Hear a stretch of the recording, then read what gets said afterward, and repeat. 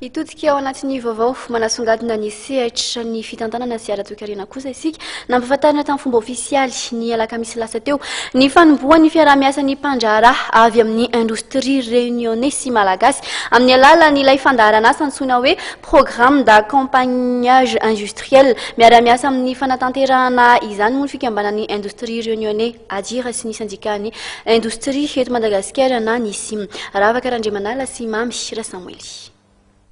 Mpandraharaha avy amin'ny indostrie réunionnais misa enina mpikambana eo anivon'ny association pour le développement de la Réunion na ny adira no mandalo eto Madagasikara amin'izao fotoana izao hifampizaratra kefa amin'ireo indostrie eto Madagasikara. Tafiditra ao anatin'ny fandaharan'asa programme d'accompagnage industriel iarahan'ny adira sy ny syndicatny indostrie eto Madagasikara na ny sim izao fifahinanana izao. Fifanantonana mivantana eo amin'ireo samy indostrie ny tanterahana ao anatin'ny fiaraha-miasa. Tena izy ity zany tena approche secteur privé ary tena approche ny entreprise. Zany hoe zany tonga le entreprise reo réunionnais reo dia makany amin'ny entreprise industrielle malagasy anankiray dia zareo mihitsy ny tena mifanankalevitra dia miaraka mijery solution misy diagnostic ifanaovan'ny zareo amin'le industrie eto ohatra dia mijery zareo inona ny ahafahana miara-miasa. Zany hoe zany izy io zany le phase de diagnostic aloha dia avy eo amin'izay samy midéveloppe samy mifanorevitra amin'izay stratégie tondrana hanatsarana ny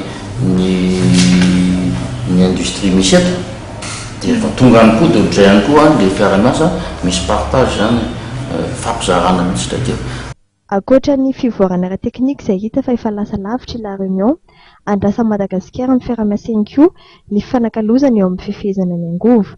Ny angovo moa izay mandrafitra ny 700 ny fandanian'ny indostria malagasy ary mametraka olana ho azy ireo ihany hatramin'izao.